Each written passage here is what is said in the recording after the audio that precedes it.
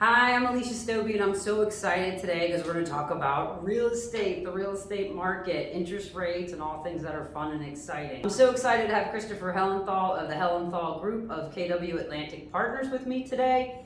And so we're going to talk about real estate. So just to start, we're in northeastern Florida. That is correct.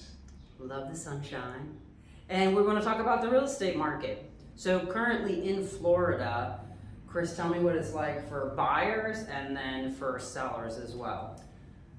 I think coming off the push of last year's rush, summertime madness into the fall, we went from the feeding frenzy and multiple offers down to a probably more balanced market.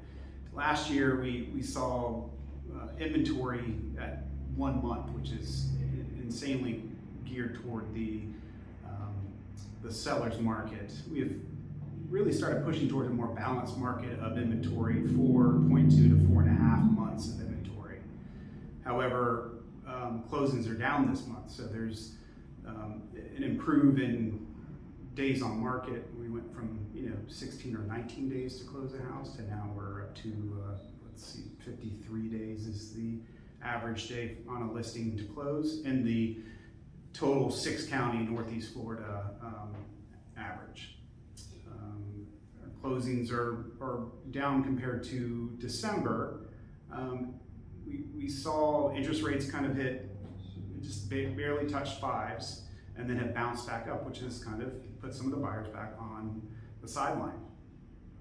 Yeah, it's hard because if your buying power was capped when you were pre-approved, pre-qualified for a house at $400,000 and a rate of 5.5, and you still want that $400,000 house and rates are 6.5, you can't buy what you wanted to buy. However, one of the benefits that I think is really exciting that's going on right now is while rates are higher, there's not as much competition, there's not as much bidding on properties, there's an opportunity for seller help for closing costs to buy down rate. Yeah, you're seeing the builders are actually picking this up much quicker than I think the home sellers. The builders are offering incentives, as you said, buy downs, 2-1, 3-2-1 programs to help incentivize that product to be moved. The builders see this as a business, whereas the home sellers are just, some of them are kind of stuck in the idea of last year's market and not wanting to admit that maybe they have missed the market. And so they're more willing to sit on the higher price of the home and either sell or not sell. And so we're some of the challenges of this market with the sellers and buyers is that the people that are selling their homes are more likely to just say, well, I would sell it if I get the price I want. They're not as realistic. Whereas the builders are more from a business approach, needing to move that product and move on to the next thing for them. That's an excellent point about builders because we are definitely seeing them buying blocks of lower interest rate that they're purchasing in bulk from their preferred lender partners. It's interesting. And it's funny that you say they look at it like a business because it is their business. The other thing is when it comes to the seller side of the market, if they don't have to sell and they don't have to move, and maybe they just want that other house, and let's just say also their rate is 3.5, 4.5%. Mm-hmm. Their buying power is diminished as well. Correct. If they're in the 5.5, 6, 6.5, 7% interest rate range, so it definitely makes a difference. Yeah, we saw almost a 10-point basis shift from I guess just barely touching the fives a month ago or so. And so that is roughly 10% less buying power of this home buyer looking to enter the market. Right, and when we say low fives, also just keep in mind that interest rates now are currently quoted with multiple discount points at various levels, whereas last April or this time last year, the rates you would see quoted were typically with no discount points. So there's been that shift, and in my 20 years of experience, that's a big shift of just the way interest rates are quoted to make them more attractive. So make sure you're asking all the questions about how many discount points are included when you're quoted a rate. And of course, what loan program is this? What loan program do I qualify for? And do I have more buying power than I thought, right? Because some people, doesn't happen often, but sometimes with applications I do see where people actually can afford more and choose not to, and that's their financial prerogative, of course, whatever they want to do. But just some questions to keep in mind. And also I think it's interesting when it comes to the whole buyer-seller side, when we were looking at last year, the overbidding, right? There's actually some simple math you can do to figure out, okay, if this house was $500,000 and it actually, through the bidding process, went under contract at $550, and the appraisal still came in at $500, and you still wanted that house, you're paying $50,000 extra for that house. And people were willing to do that last year, and the craze of the summer, they were willing to bring $50,000 cash above to the closing table in order to get that house. Whereas now, the flip side, you're not seeing that. So even though the monthly payment is higher, if you look at that, I'm actually only going to pay $500,000, and perhaps the seller will help me with closing costs of another $10,000, that's $60,000 out of your pocket that you're not paying. And yes, you may have a higher rate and a higher payment, but rates go up and down. If there's anything that we know, this too will change. Last year I think we were talking earlier about the fastest increase in interest rates in history ever. And the Fed's still talking about they still want to raise it some more. They're still talking about it might come down this summer, it might come down in the fall. So there are definitely opportunities perhaps in the future to refinance. And I'm sure that when we saw rates in 6s and 7s in the early 2000s to the mid 2000s, they go up, they go down. I mean, I've owned a couple of houses at 6 and 6.5%. It is what it is. You say, what do they say? Date the rate. Marry the house. Date the rate. Yeah. So, and obviously you have to do whatever's comfortable for you. If that payment at the higher current rate is comfortable and you qualify for it, it's a great opportunity to get the seller to pay your closing costs, to negotiate on costs, and possibly, definitely not be in that bidding war where you're overpaying by $50,000. I think an excellent point specific to this market in Northeast Florida. We again saw the fastest and largest swing in interest rates for mortgages in history, and as we saw that be absorbed into the market, what we didn't see is a massive correction in the home prices. What we saw is a little dip, and in fact, I'm looking at the data right now, and the median sales price for January 2023 is actually up 5.3% compared to last year, and the trajectory for this year is anywhere from 7 to 10% increase in home sale prices year over year. So if the market in Northeast Florida was just based on cheap money, well, then we would have seen a massive price correction in home sales. But instead, what we saw was this is the market. This is the value of these homes. And in fact, they have more or less come up to the line of what we're seeing in other parts of the state, in major cities. That's an excellent point. People still want to move here. That's right. Yay! So next, we want to talk about the importance of pre-approval Yes. versus pre-qualification for buyers and for sellers. So I know from a lender's perspective, pre-qualification to me means maybe you did an online application, or I took your application over the phone, we pulled credit, we looked at how everything shapes up, maybe did a pre-qualification letter for you, let you know your payment, estimated closing costs at a certain price point. Pre-approval is when I actually am reviewing, as a loan officer, all your documents. So income, assets, definitely credits in the first step of pre-qualification. But for pre-approval, this is really important to dig deep when you have somebody, for example, who's 1099, self-employed, owns multiple properties perhaps. So maybe, they're really cash flowing that property, but maybe they have a CPA that lets them write off a ton of stuff, and on paper, maybe not so good. So that's, from my perspective, why we want that pre-approval versus a pre-qualification pretty much every time we can get it. Plus also, when we go under contract, then we're ready to move forward immediately and we're not waiting for a lot of documents. We've kind of gotten that out of the way with the full pre-approval process. But from the realtor's standpoint, pre-approval for a buyer and a seller, why is that important, Chris? Well, convenience, confidence, and efficiency. And we see this Well all said. CCC, convenience, confidence, and CCE, convenience, confidence, and efficiency.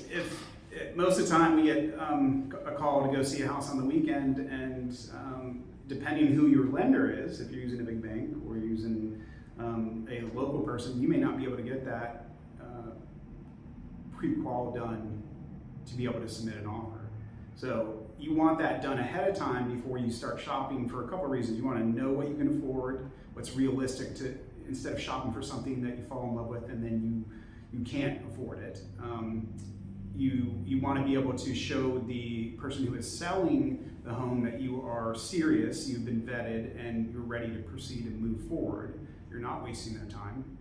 And by getting all this stuff done up front, it takes a lot of the stress out of the process of buying.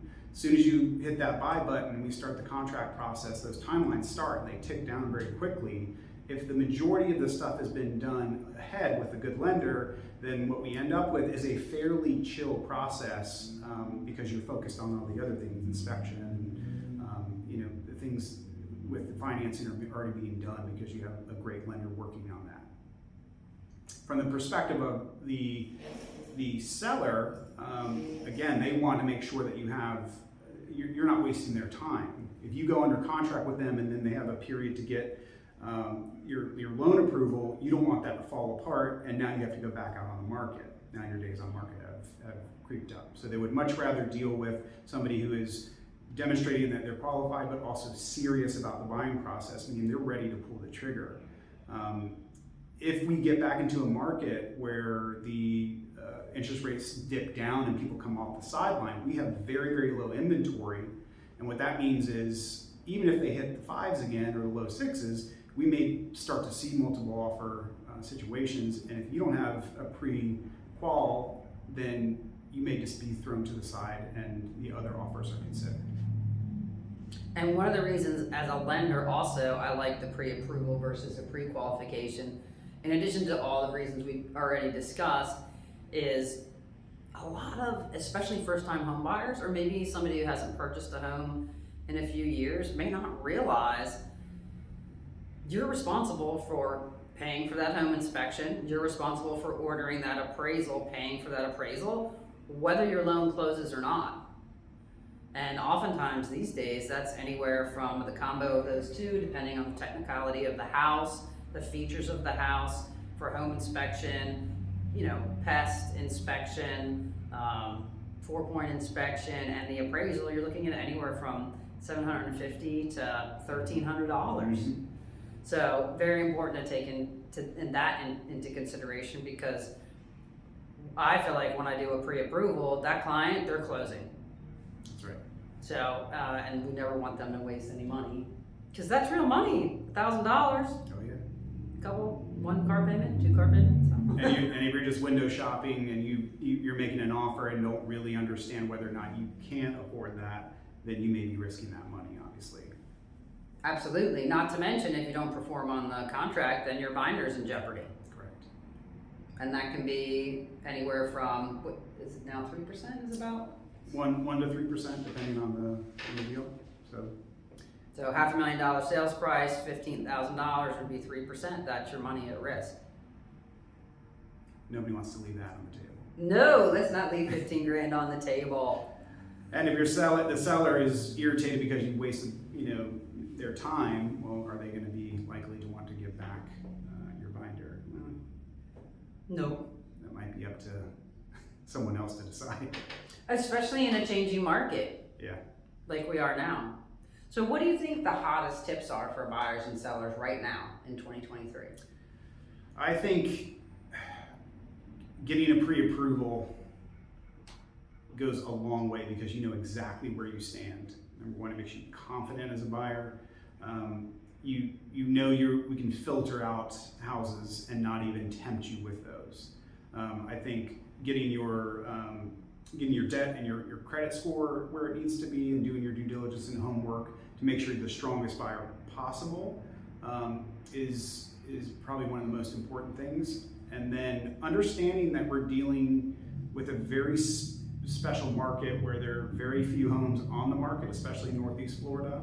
And we have also sellers that are in a frame of mind that I don't want to sell for less than the number that's in my head. So our job is to broker the deal and get those two people to come together and actually facilitate the exchange of that product.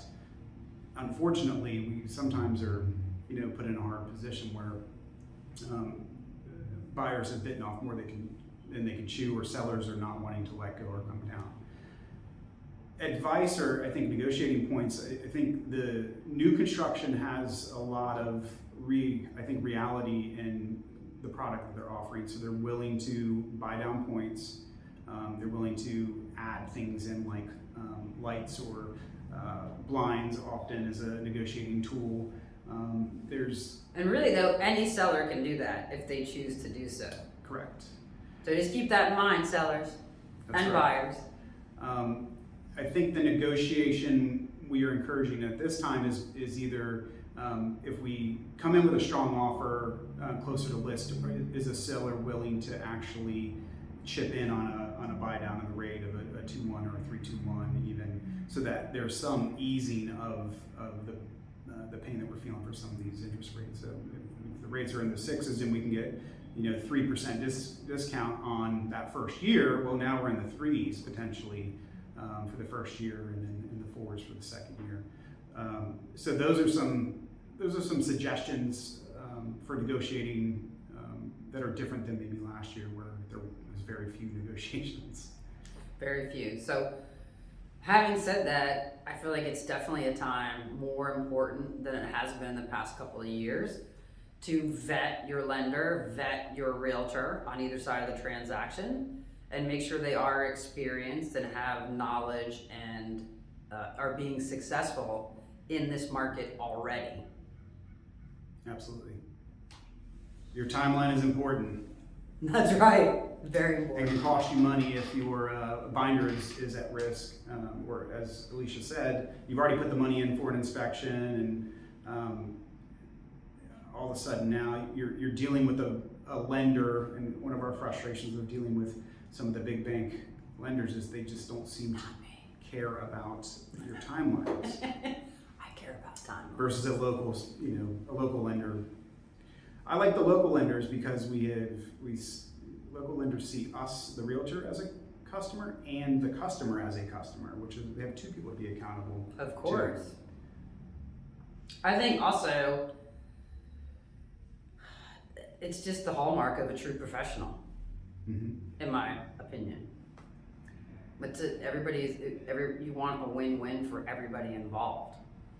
Yeah, the goal is to get the person the home that they want and get that deal closed as smoothly as possible and alleviate the stress of that stressful situation. It's not always an easy process. It's a very emotional process. Then when you add in either delays or close calls, or even deals can fall apart if we're not meeting those timelines. And that binder's in jeopardy. That's right. How about other parts of the country? How do we compare? Florida in general,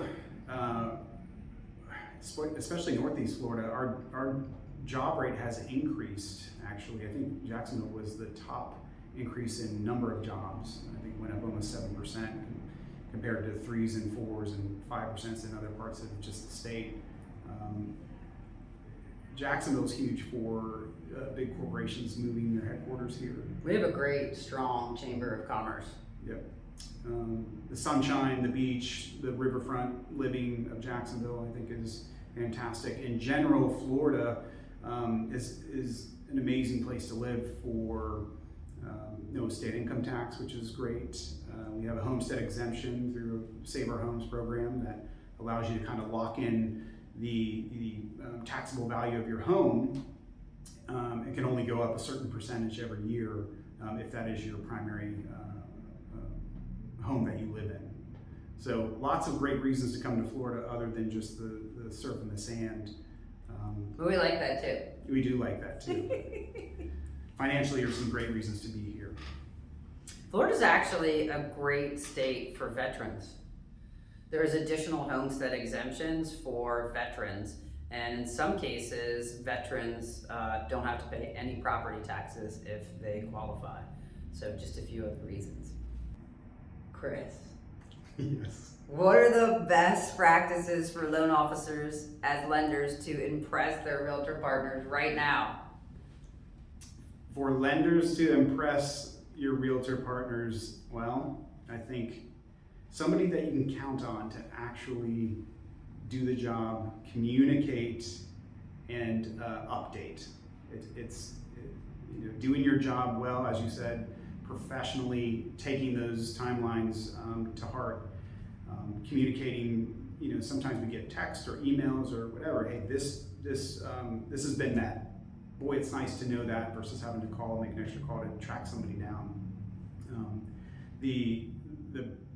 The professionalism with our customers, they're on some level, especially we have represented or recommended a lender, a local lender.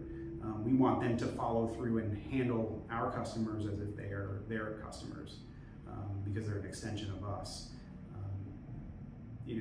Keeping us on track while we're dealing with other fires, putting out other problems, really helps make our job much, much easier.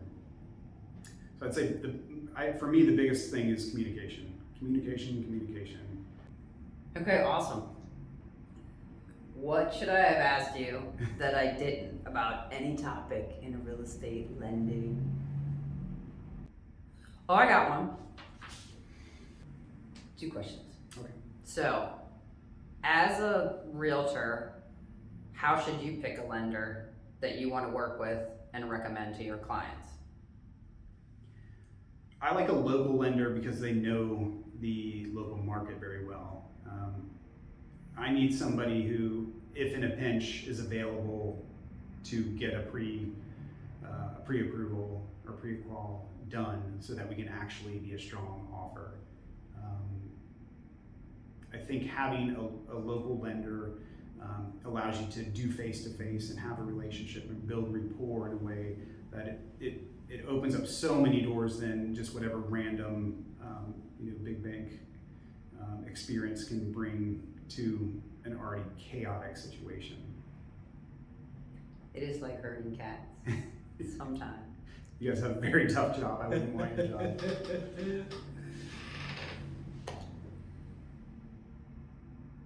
What would you say to somebody who is considering hiring a realtor on the buyer side and on the seller side? Let's do buyer side first.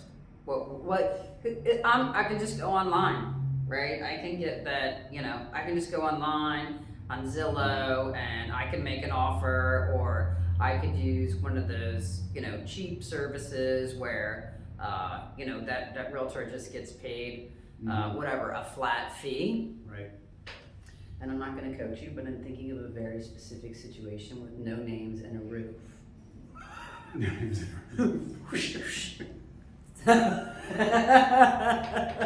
We'll edit that out.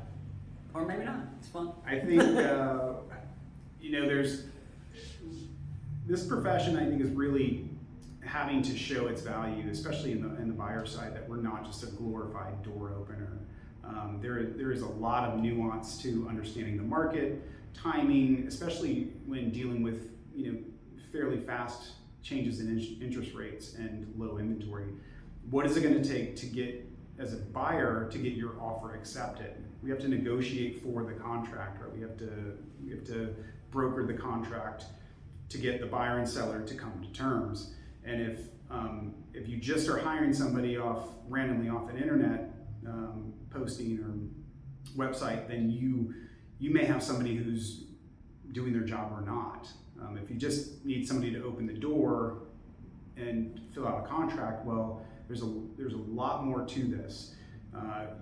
Very quickly you find out as you write those checks to put your binder down, and then also to pay for your due diligence period, the inspections and so forth. you have a lot of money on the line, and our job is to protect that.